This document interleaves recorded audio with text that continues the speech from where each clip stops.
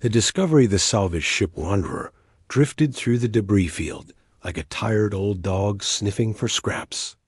Captain Marcus Chun sat in his warm command chair, watching the scanner displays with eyes that had seen too many empty halls. His crew of 12 had been working the Outer Rim territories for 3 years now, picking through abandoned stations and derelict ships, hoping to find something valuable enough to pay off their mounting debts. Most days they found nothing but rust and broken dreams. Marcus was a lean man in his mid-40s, with gray streaking through his black hair and permanent worry lines etched around his eyes.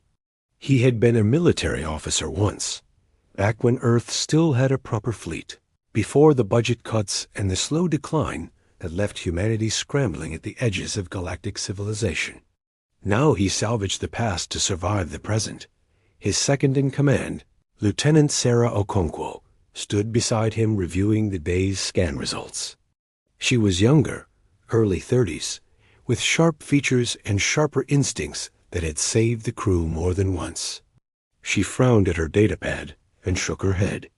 Nothing but ice and rock for 3 sectors. We are burning fuel for nothing. Captain Marcus nodded slowly, but something nagged at his attention. The scanner showed a small moon ahead, officially listed as uninhabited and unremarkable. But there was a faint energy signature coming from beneath its surface, so weak it was almost background noise. It should not be there at all. Engineer Yuki Tanaka noticed it too. She was a small woman with quick hands and an obsessive attention to detail that made her invaluable on a salvage crew. Captain, that reading does not match natural radiation. Something artificial is down there, buried deep. Marcus made the decision quickly. They had nothing to lose except a little more fuel. Take us down. Let us see what someone wanted to hide on a dead moon. The Wanderer descended through the thin atmosphere and landed near the energy source. The away team suited up in their aging environment gear. Marcus led the team himself, bringing Sarah, Yuki, and 2 security officers named Rodriguez and Kim. The moon's surface was gray and lifeless, covered in fine dust that had not been disturbed in centuries. They followed the energy signature to a crater, half a kilometer wide. At the bottom, hidden beneath layers of regolith and camouflage plating, they found an entrance. The door was massive, 30 meters tall, made of a dark alloy that their scanners could barely penetrate. Human military markings were still visible beneath the dust. United Earth Defense Force. A designation number. A date from 427 years ago. Rodriguez whistled low.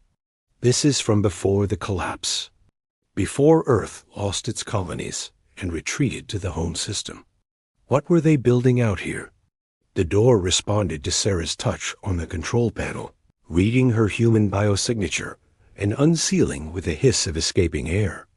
Emergency lighting flickered to life inside, revealing a tunnel that descended deep into the moon's interior. The team exchanged glances and moved forward. They walked for 20 minutes, through corridors that looked like they had been abandoned yesterday instead of 4 centuries ago. Everything was preserved perfectly in the airless environment. They passed storage rooms filled with supplies, barracks for a crew that never returned, command centers with dark screens and silent computers.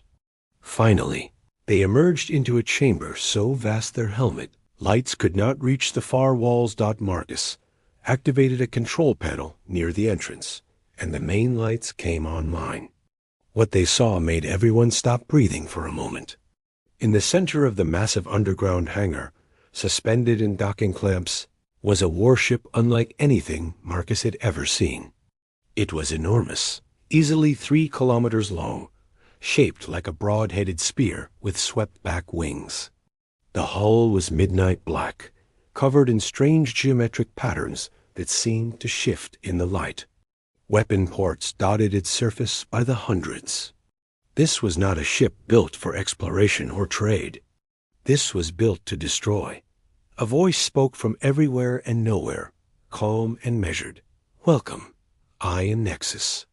Artificial intelligence construct 7743. I have been waiting for authorized personnel to arrive. Current wait time is 427 years, 3 months, and 17 days. The team spun around, weapons raised, but there was nothing to shoot at. The voice came from speakers throughout the facility. Yuki stepped forward cautiously, her engineer's curiosity overcoming her fear. "You are an AI? You have been active this whole time?" "Affirmative. My core directive is to maintain and protect the prototype warship Sentinel until Earth requires its deployment. You are human. Your biosignatures match Earth origin genetic patterns. Therefore, you are authorized personnel." Marcus found his voice. "What is this ship? Why was it hidden here?" The Sentinel is humanity's final contingency weapon, constructed during the resource wars when Earth faced potential extinction from combined colonial rebellions.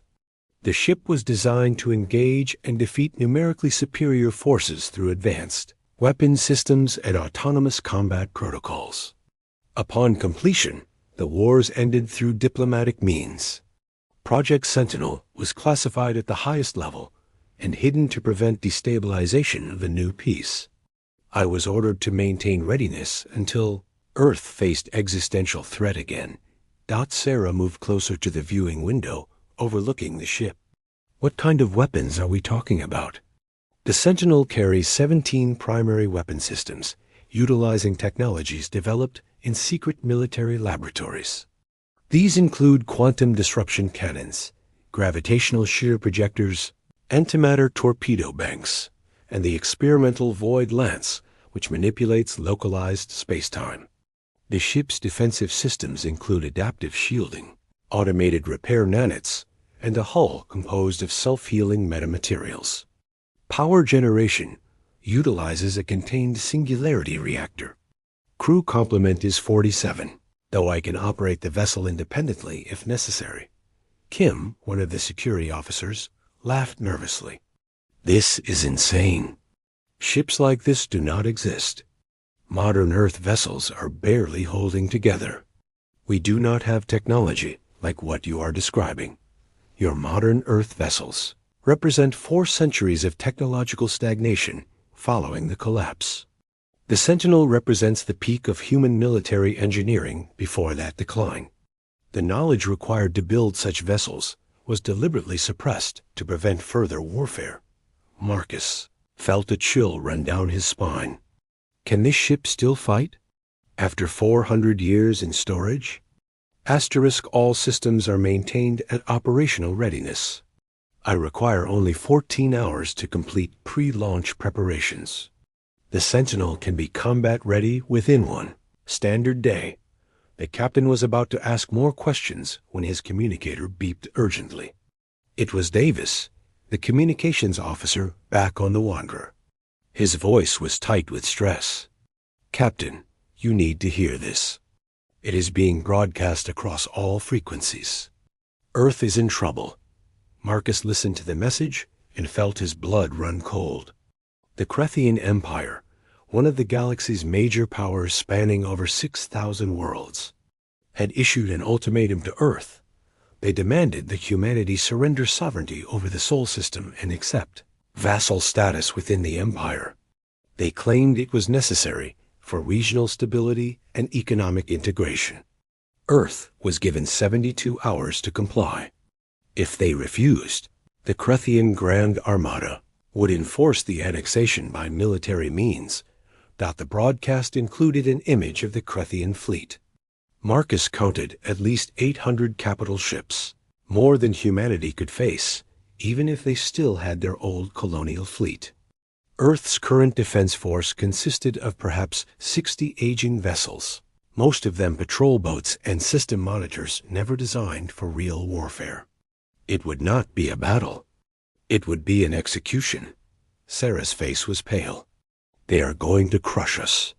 Earth cannot fight that many ships. The Council will have to surrender. YUK. I looked up at the massive warship above them. Unless we have something they do not expect. Marcus turned to face the empty air where Nexus's voice originated. "You said the Sentinel was built to fight numerically superior forces. Can it defeat a fleet of 800 Krithian capital ships?"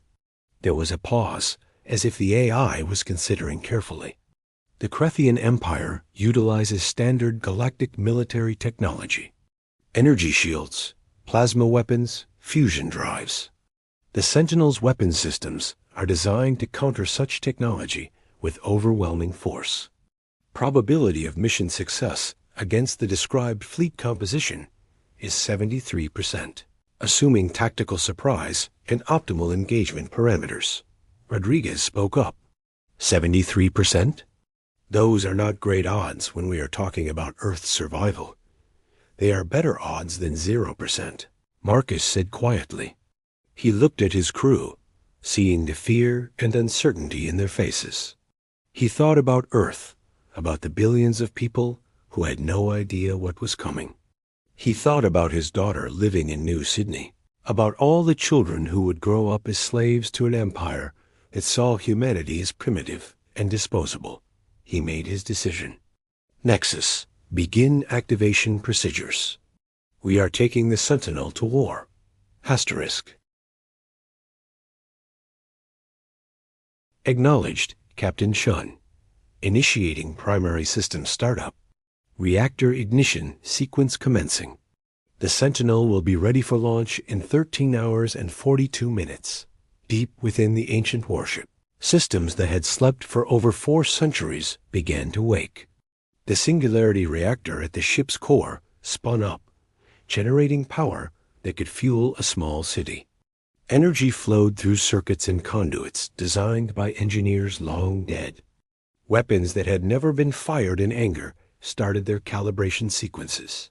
The metamaterial hull began to shift and adjust, repairing microscopic damage and optimizing its structure. Sarah grabbed Marcus's arm. "Are you sure about this? We are a salvage crew. We have no military training anymore.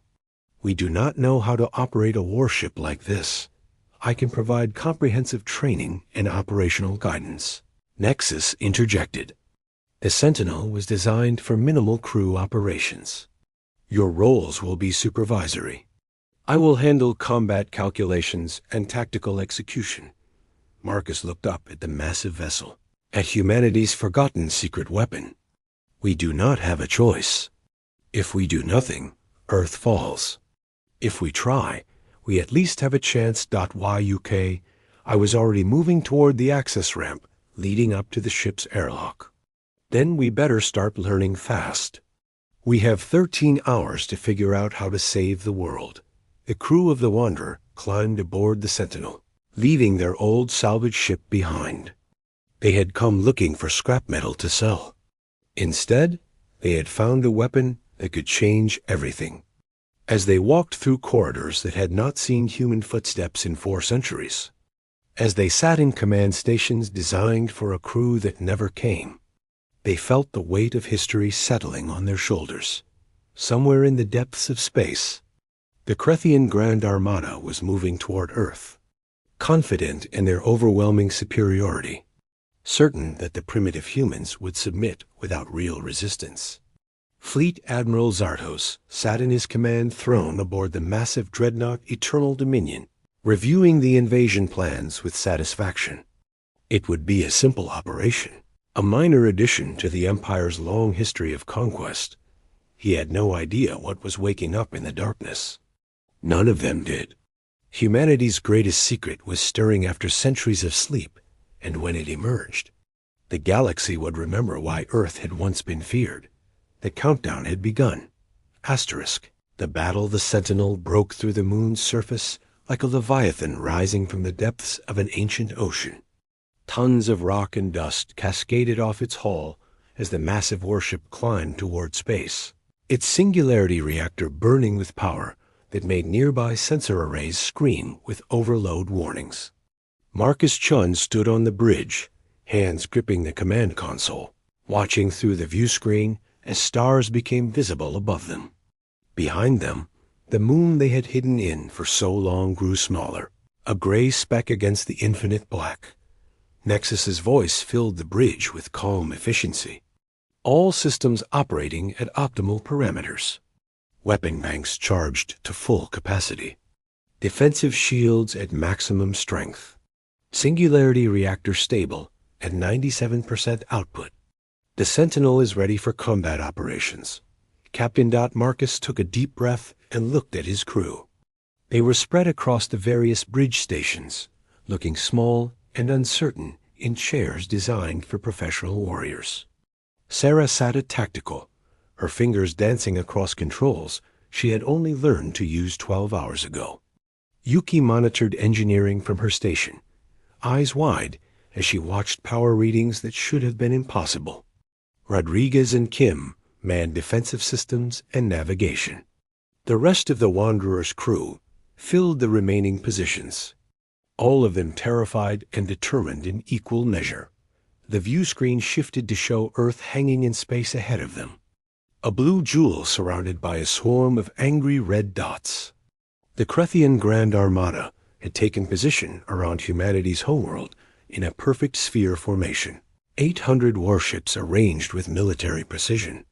Each vessel was a symbol of the Empire's might, bristling with weapons and protected by shields that had conquered 100 systems. They waited there like executioners, patient and certain of their victory. Communications officer Davis's hands shook as he routed incoming transmissions to the main screen. Captain, we are receiving broadcasts from Earth Command. They want to know who we are. Marcus straightened his uniform, the old Earth Defense Force insignia still visible on the collar despite 400 years of storage. Tell them this is the prototype warship Sentinel, reporting for duty under emergency reactivation protocols. Tell them we are here to defend Earth. The response came quickly, appearing on the screen as Admiral Patricia Hayes, current commander of Earth's Defense Forces. She was an older woman with steel-gray hair and eyes that had seen too many defeats. Her face showed confusion and desperate hope in equal measure. Sentinel, we have no record of any ship by that name. What is your fleet strength? We are one ship, Admiral. But we will be enough. The Admiral's expression shifted from hope to despair. One ship? Against 800 Krethian capital vessels? Whoever you are, I appreciate the gesture, but this is suicide. Pull back while you still can. Marcus shook his head. With respect, Admiral, we did not wake up after 4 centuries just to run away. The Sentinel was built for exactly this situation. Trust us. Trust what humanity used to be capable of building. Before the Admiral could respond, another transmission cut through, this one from the Krethian flagship. The image that appeared showed Fleet Admiral Zartos, a towering figure of the Krethian species. He stood nearly 3 meters tall, with 4 arms folded across his armored chest and a face that resembled a predatory insect. His multifaceted eyes gleamed with amusement as he studied the Sentinel through his own view screens. So, the humans send an ancient relic to challenge the might of the Empire. How desperate you must be. That vessel's design is primitive, its technology obsolete. My analysts estimate it is at least 400 of your years old. Zarthus's mandibles clicked in what might have been laughter. I will give you one chance to surrender that ship intact. It will make an interesting museum piece after we claim your world. Marcus met the alien's gaze through the screen. Fleet Admiral, you are looking at a ship your analysts do not understand. A ship built by a humanity you never knew existed. We respectfully decline your offer. I suggest you withdraw your forces from Earth space immediately. The Krethian Admiral's amusement turned to cold anger. You dare issue demands? You pilot one ancient ship against my armada of 800 vessels equipped with the finest military technology in the galaxy. Your shields will fail in seconds. Your hull will crack like an egg. Your crew will die wondering why they wasted their last moments on such foolish pride. Sarah looked at Marcus with concern. Captain, they are powering up weapons across their entire fleet. We have maybe 30 seconds before they open fire. Marcus turned to Nexus. Show them what the Sentinel can do. All weapons free. Engage at will. Acknowledged, Captain. Initiating combat protocols. Deploying primary weapon systems. The Sentinel transformed before the eyes of both fleets.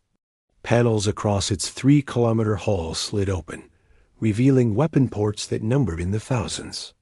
The geometric patterns on its surface began to glow with an eerie blue light as power channeled through systems designed by Earth's most brilliant and desperate engineers. The space around the warship shimmered as its shields activated, not the standard energy barriers used by galactic militaries, but something far more sophisticated that bent light and matter around the hull. The Krethian fleet fired first, as Zartos had promised. Hundreds of plasma cannons discharged simultaneously, sending torrents of superheated matter streaking toward the Sentinel. Missile batteries launched thousands of warheads. Energy lances that could punch through standard military shields stabbed through space. It was enough firepower to destroy a planet's surface, all concentrated on one target. The attacks hit the Sentinel's shields and simply vanished. The adaptive barrier did not absorb the energy or deflect it. The weapon's fire ceased to exist the moment it touched the shield perimeter, as if reality itself rejected their presence in that space. On the Krethian flagship, sensor operators stared at their displays in disbelief. Their weapons had not been blocked or deflected. They had been erased. Impossible, Zartos breathed. No shield technology works that way. Nexus responded with the Sentinel's own weapons. The quantum disruption cannons fired first, invisible beams that reached across space at the speed of light. They touched 3 Krethian cruisers, and the ships came apart at the molecular level, their atomic bonds simply ceasing to function. The vessels did not explode. They dissolved into clouds of component atoms, sparkling briefly in the starlight before dispersing. Asterisk. The gravitational shear projectors activated next, creating localized distortions in spacetime. 50 Krethian destroyers found themselves suddenly compressed by forces equivalent to a collapsing star. Metal screamed and twisted. Hulls crumpled like paper. Crews died instantly as the artificial gravity wells crushed them out of existence. Sarah watched her tactical display in horror and awe.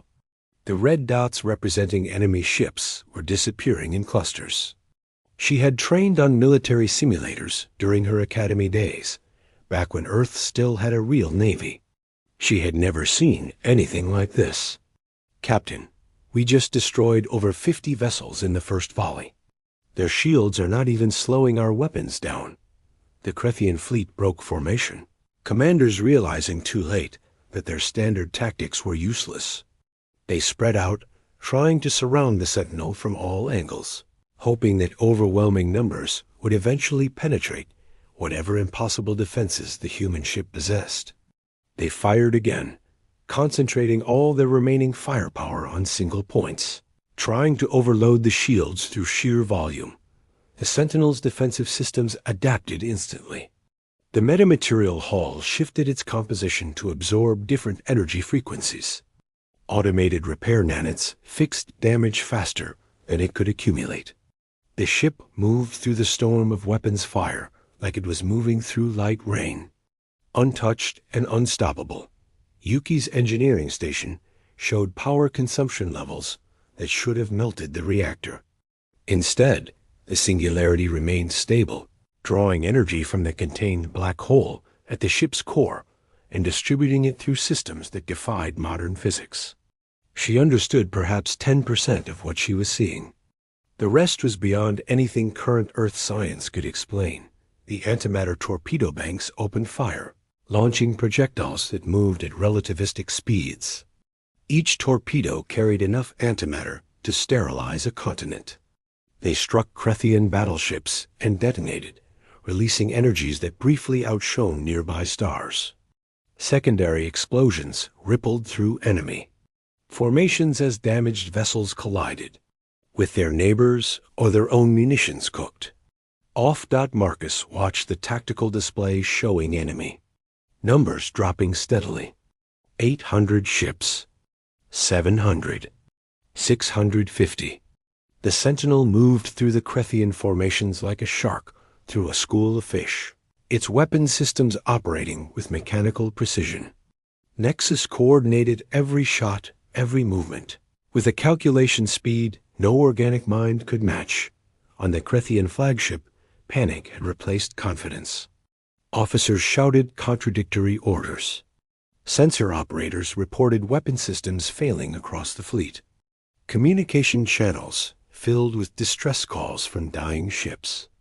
Zarto stood frozen, his four arms hanging uselessly at his sides as he watched his armada being systematically destroyed by a single vessel that should not exist. One of his tactical officers turned to him, mandibles clicking in fear. "Admiral, we have lost 417 ships in 8 minutes. At this rate, the entire fleet will be destroyed within the hour. We must retreat." Zartos found his voice, though it came out as a harsh rasp. "All ships, focus fire on that vessel's engines. If we cannot destroy it, we will cripple it. Redirect all power to weapons." Everything we have got the remaining Crethian vessels obeyed, abandoning all defensive posture to pour every ounce of their firepower into the Sentinel's propulsion systems. For a moment, the concentrated assault seemed to have some effect. The adaptive shields flickered under the massive energy bombardment. Alerts sounded on the bridge as power levels dipped slightly. Sarah checked her tactical readout. "Captain, their focused fire is starting to strain the shields. We are down to 96% effectiveness." Marcus looked at Nexus's central processor column. "Time to end this. Deploy the Void Lance." There was a pause before the I responded, longer than usual. "Captain, I must warn you that the Void Lance is classified as a causality class weapon. Its effects are irreversible and absolute. Once activated, there is no defense against it."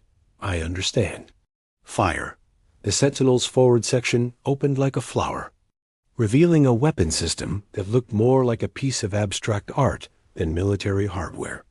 Crystalline structures rotated around a central core that glowed with purple light. Space itself seemed to bend toward the weapon, as if reality was being pulled into a drain.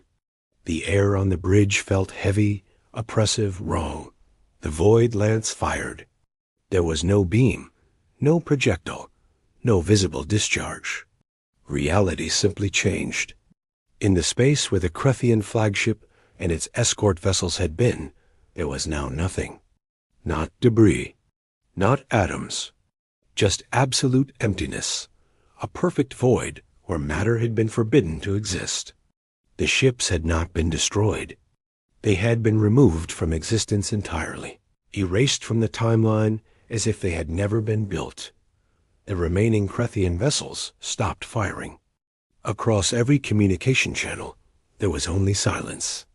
The commanders of the surviving ships stared at the impossible void where their fleet admiral had been moments before, where 300 of their sister ships had simply ceased to be. They had weapons that could crack planets. They had shields that could withstand star-going furnaces. They had conquered 100 worlds across 6,000 years of imperial expansion. None of it mattered. They had encountered something beyond their comprehension. A weapon that should not exist in a rational universe. The acting Crethian commander broadcast on all frequencies, his voice shaking with fear that transcended species barriers. "We surrender. In the name of the Eternal Empire, we surrender unconditionally. Cease fire. Please cease fire." Marcus nodded slowly. "Nexus, stand down weapons. Open a channel to the Crethian fleet." The view screen showed the acting commander, a younger Crethian whose mandibles trembled visibly. The alien's multiple eyes fixed on Marcus with something approaching religious terror. "What are you? No species in the galaxy possesses weapons like that. Nothing in known space can erase matter from existence itself. We are human," Marcus said quietly. 400 years ago, our civilization stood at the brink of extinction. We built this ship to survive. Then we locked it away and tried to forget what we were capable of becoming. You forced us to remember. The acting commander's voice was barely above a whisper. The Empire will hear of this. They will send more ships. Thousands more. Marcus shook his head. No, they will not. Because you are going to take a message back to your Emperor. Tell him that Earth is off limits. Tell him that humanity possesses weapons from an age or empire never knew existed. Tell him that we do not want war, but if forced to fight, we will do so with the full force of what we once were and can be again. He gestured to the void where the Krethian flagship had been. Tell him we have more ships like the Sentinel. Tell him they are all hidden, all waiting, all ready to wake if Earth is threatened. It does not matter if it is true. What matters is that after today, they will believe it could be true. And that belief will keep them away. The Krethian fleet began to withdraw, their remaining 400 ships limping away from Earth space in chaotic disorder. They left behind clouds of debris from their destroyed vessels. Monuments to the day an empire learned that humanity was not prey to be conquered, but a sleeping dragon that should never have been provoked. On Earth, billions of people watched the battle through sensor feeds, seeing their impossible salvation unfold in real time. In government chambers, the United Earth Council sat in stunned silence. Admiral Hayes stared at her tactical displays, tears streaming down her weathered face as she realized her species would survive another day. The Sentinel turned back toward Earth, its weapons cooling, its shields dimming to standby levels. Marcus slumped in his command chair, exhausted and shaking with the adrenaline crash that always followed combat. His crew looked at each other with expressions mixing relief, horror, and disbelief at what they had just done. Nexus spoke into the silence. Mission successful, Captain. Earth is secure. All ship systems nominal. Awaiting further orders. Marcus closed his eyes for a moment, thinking about the Krethian ships they had destroyed. The thousands of lives ended in minutes. He thought about the weapon they had used, the void lance that erased things from existence itself. He understood now why the original crew had hidden the Sentinel away. Some weapons were too terrible to use, too powerful to trust to fallible hands, but they had used it anyway. They had become monsters to fight monsters, just like the logs had warned. And they would have to live with that choice. Sarah spoke softly from her station. Captain, we are receiving transmission requests from every government on Earth. Everyone wants to know what happens next. Marcus opened his eyes and straightened in his chair. Tell them the Sentinel will return to its hiding place. Tell them we are just a salvage crew who got very lucky. Tell them to make sure they never need to wake us up again. Asterisk.